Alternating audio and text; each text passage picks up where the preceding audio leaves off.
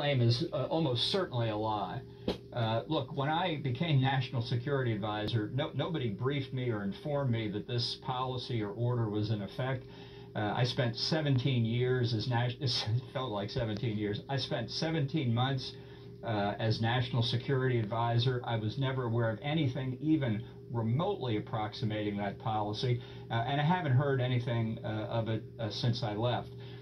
If he in fact said something like that, when was it memorialized? When did the White House counsel write it down? To whom was it distributed? And I think one other important point, when a document is declassified, it's not just declassified as to Donald Trump, it's declassified for the whole world.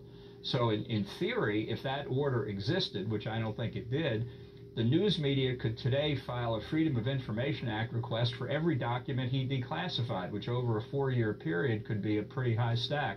So I think this is made up, and I think a key point here is when somebody's making up stories like that, I think it indicates a level of desperation. Director Brennan, in your history in the intelligence community, have you ever heard of a spontaneous, auto-catalytic, self-generating declassification system of the kind that Kash Patel seems to be arguing was the case in this instance? No, I haven't. And as of late, I find myself increasingly agreeing with John Bolton, which I find a bit surprising. But it's clear that this claim of declassification is absurd on its face. And Kash Patel, who is just trying to defend Donald Trump with these absurd arguments, knows better.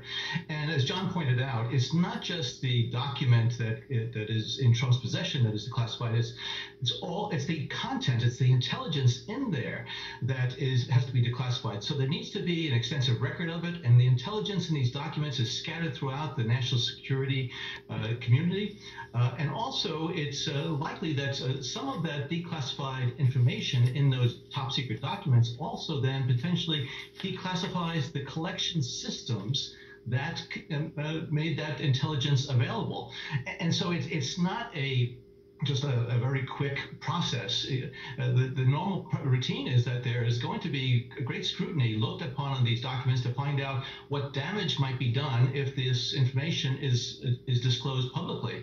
And clearly none of that was done by Donald Trump. And so therefore that's why I think it's just outrageous that they're making these claims with a straight face.